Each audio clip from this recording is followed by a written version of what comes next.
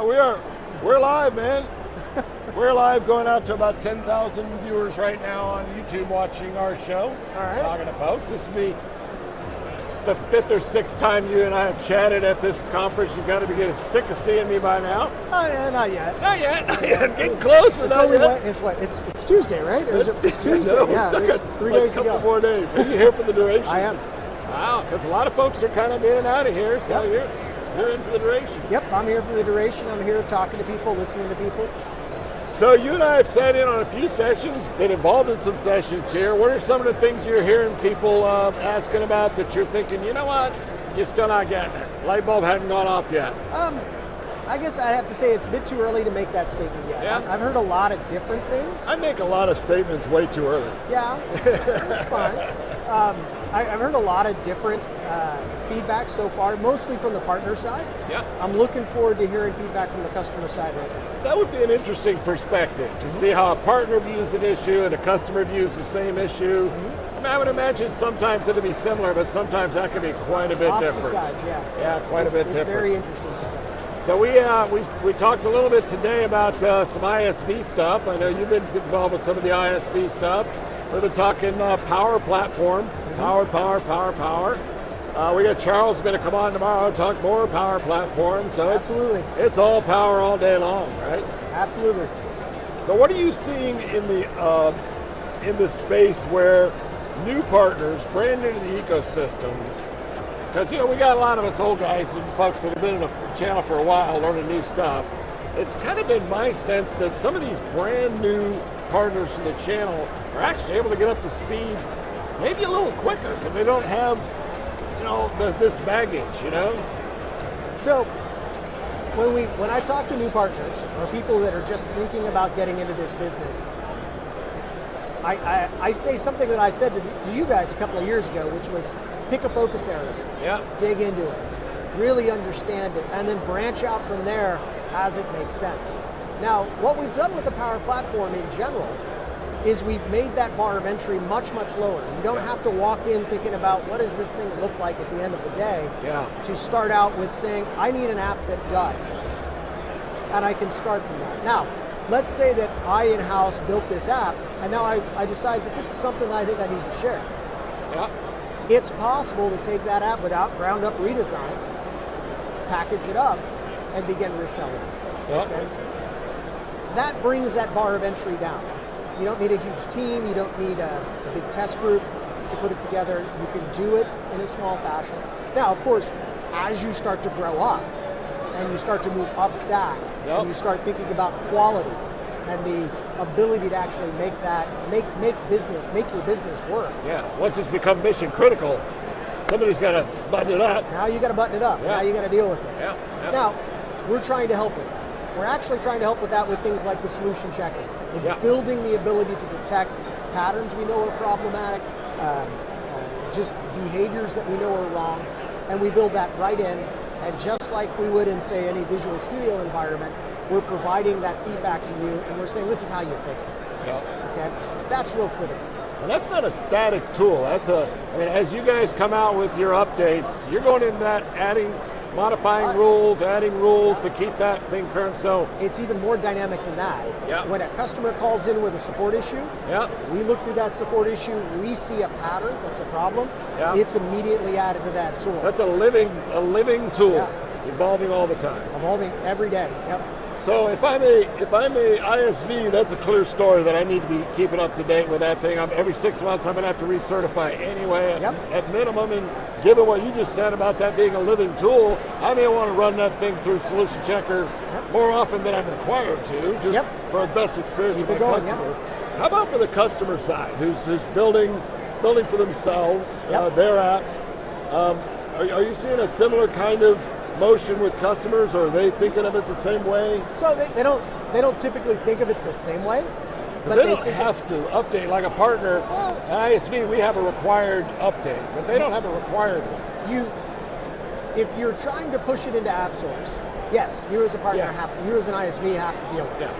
But as a customer who's doing an in-house build, or you've engaged an SI to do a systems integrator to do a development in-house, these tools are still available to you. Yeah. So if your business isn't to the point where you've thought about DevOps is a neat buzzword, what's it do? But I need to get this job done. Yeah. That tool is still available to you. That ability to check your code, to know that you're not doing something incorrect, is built right into the design services. Yeah. Now, if you've now taken that step, or you're a customer that said, I want this to play into my overall development philosophy, whatever that happens to be, whichever pattern that you've chosen to do, right, we support that. We support that with the Azure DevOps tasks that we provide. We make those checkers available to you through the Azure DevOps system. Yeah. We make the packaging and deployment philosophies available and capabilities available to you. Yeah. So yeah, we can invoke Solution Checker right for like Visual Studio too, right? I mean, it's all. There's no reason not to do it, not to use it. Yep. And as I said, it's a living tool. Yeah. So as you go from day to day, we will add or make updates to it that say, hey, this is the new thing. Somebody figured out a way to do this. That's not a good pattern. Yeah. We're going to put a detector in for that. Okay? So what's the most pressing thing in your mind right now of something that your team is working on that you feel like, this needs to be addressed and we're in the process of addressing it right now, and soon this issue that people have had will be no more? What would be an example of one? Inside, I know you deal with lots of things all the time. Yeah, I mean that's a pretty broad request. I'm trying to fish for some information. Well, so at the end of the day, what we need our customers doing, our customers who have done implementations on their own, is to move over to UCI. Yeah. Okay, we need that to happen. That's a lot of the reason we're pushing the recertification process for the SIs and the ISVs. We need to get you guys to move.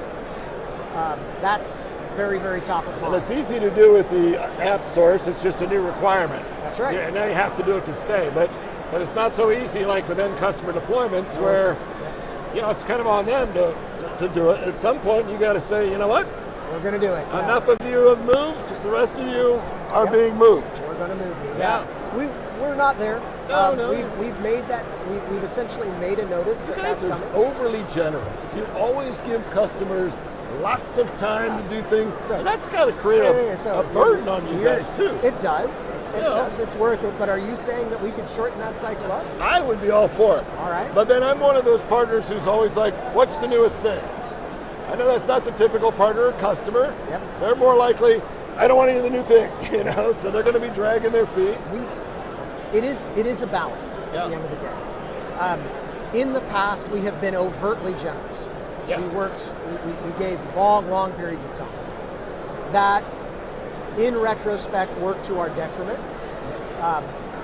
in the fact that it required us to do things that we couldn't keep the top service running. We couldn't keep the high-level service. Yeah. So we made those changes over time. We've moved to that very rapid update cadence, which we're operating now. We have 2 releases a year where we actually do feature impacting changes. That has allowed us now to refocus at that leading edge. Okay. Now, what does that mean? It means it gives us the ability to rapidly innovate and rapidly adapt to customers. A customer comes in with a need or a requirement, we can make a change, a support, we can add a feature, we can make that adaptation very, very effectively and efficiently.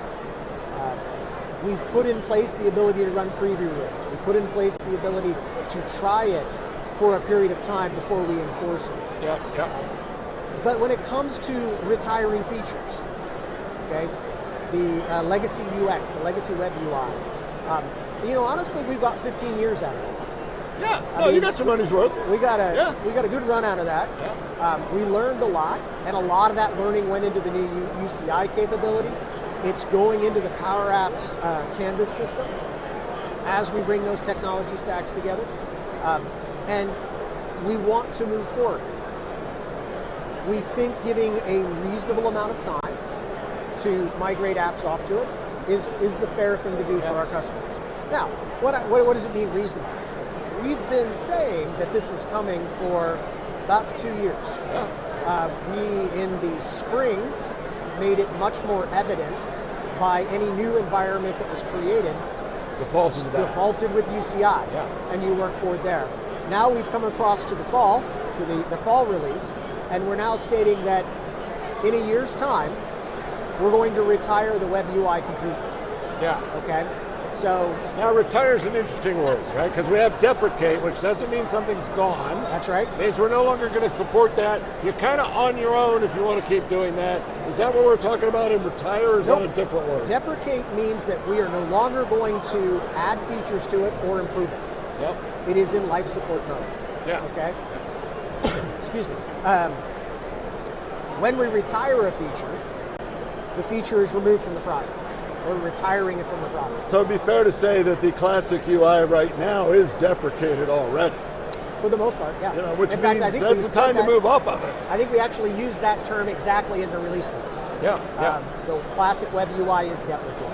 Which should be a strong sign to people to do something. But you get customers out there, and we've got some customers out there that have got some of their apps are moved over to UCI, but their big one that everybody's on is like, still, and technically it's not a huge challenge to make that move. I mean, there's a checkbox in there. Sometimes it requires a little more effort than that, certainly, depending on what's going on. It's more this kind of fear of, we're all trained up on this. It's the fear of change. I have never had one instance yet where they finally moved over and didn't say, I wish we'd already done that.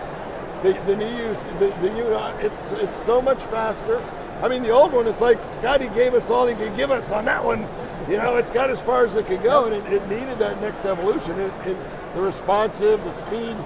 I mean, everybody likes it better once they're over there. They're all saying, why did it wait so long? It is a very nice UX. Yeah. It is faster. It's absolutely faster. Oh, yeah. And having been around the block a long, long time, I chuckle a little bit because a lot of the UX paradigm, the pattern of the UI actually harkens back to CRM 2011. Yes. It actually goes back to that in the fact of the way we've organized our menus and our UI. Yeah. The tabs. Oh, yeah. Yeah. But everything old is new again, right? It was an idea, it worked. Then we jumped forward, we tried something different, we got some mileage off of it. We learned how things evolved over the time. The other thing that's happened over that whole time is the underlying browser technology has moved on. Yeah, right. That has opened the door for a lot of capabilities that, we think we had a really good idea way back when we designed that UI, but we didn't have the engine in the browser to make it work. Yeah. Well, we do now. Yeah. We've got that. You've actually got it in your own browser instead of just other people's browsers. Yeah. Can we finally kill IE6, 7? Any of these? Can we? They're gone. Are they gone? They're gone, yeah. I haven't seen them in a while, but... No, they're gone. Yeah. Microsoft got rid of those a while ago. All right, very good. Yep. So realistically, at the end, when we look at how this has evolved, coming forward, specifically speaking to the UI, the UCI UI has taken us a lot of time to get right as we proceeded, because we didn't want to push it. We didn't want to force people into something that was half complete.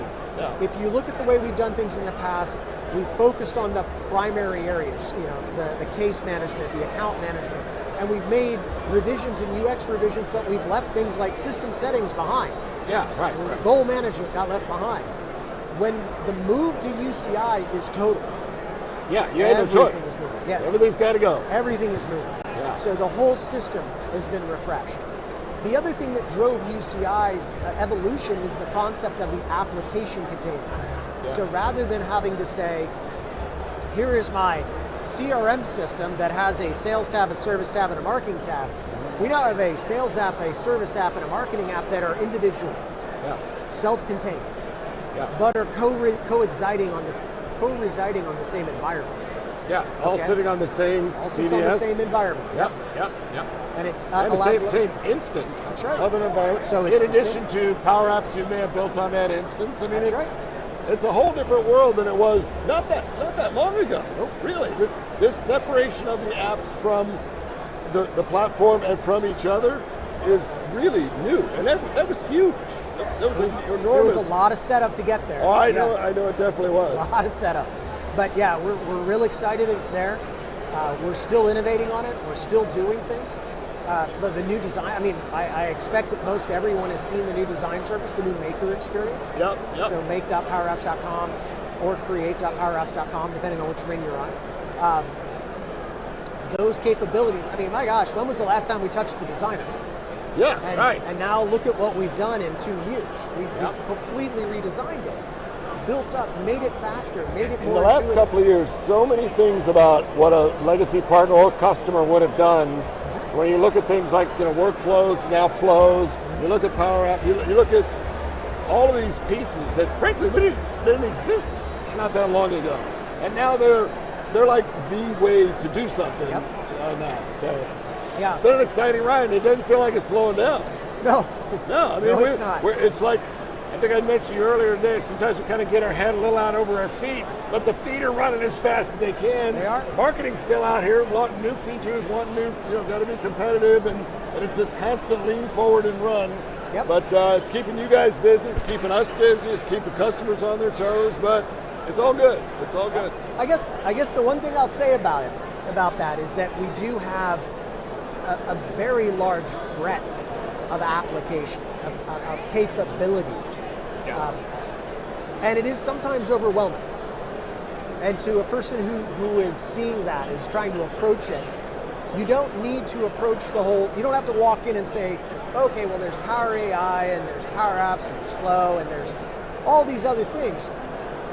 Come in from the edge. Yeah. Start with an Office app and start using Flow. And then once you've used Flow, start thinking about, well, maybe I want to build a data capture app. Okay? Then you evolve it and you get into Power Apps, you start working with Power Apps. Yep. Okay, then you're like, well, I need to provide more business logic. So you're back to Flow, tying it right into Power Apps, which is, again, a native interface. Then you start thinking to yourself, I'd like to be able to store some data, and I'd like to store it in a place that I can secure it. So you and I have different records. You got your sales leads. I don't have sales leads, but I have my sales leads. Right? So now CDS comes into play, which is natively integrated into the experience. Then along the way, I say, I'm going to share this with you. Yeah. And then you're like, that's awesome. You go share it with your friend. Yeah. And he goes and shares it with his friend. And then she goes and shares it with her friend.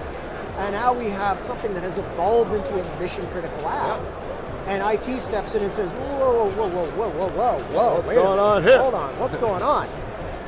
IT can now step in and say, all right, this is great.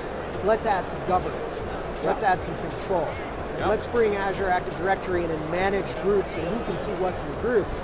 So I can take that app that started with 5 or 6 people and expand it to 500 or 600. Okay. And then finance can come in and say, hey, wait a minute, I need to get some data out of that, some analytics. And we run some Power BI. Power BI, right there, AI Builder.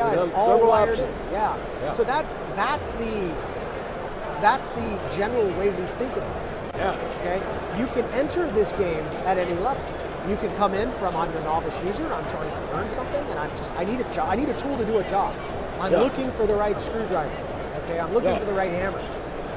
All the way to I was contracted by this company to do this job and build this system. Okay, and this is the engine I'm going to use it. Yeah. And let's say we find the edge of that engine. We need to do something in analytics that neither Power BI do really well out of the box or Power AI Builder do out of the box. Let's reach out over here to this Azure thing and pull in cognitive services and pull in ML and do it there. And we want that to snap together. That's the overall vision of the system. I think the trick for a lot of customers and partners is, as you say, there's a lot in this portfolio. You can't just go, I'm going to use all of it. But figuring out, for my problem, which one is the best? That's right. It's not always obvious. And you could find yourself maybe starting with one and then realizing, you know what? I should have made a right back there at the fork, and maybe you'll do a little bit of backing up. But that'll be the part, I think, for all of us partners, you guys, to really try and land with customers is use the right tool for the job. That's right. Which isn't always obvious. It isn't always obvious. Matt, thanks a lot for stopping by and talking to us. Yep, thanks we'll for having see me you tomorrow. Yep. And we are out, Mark. All right.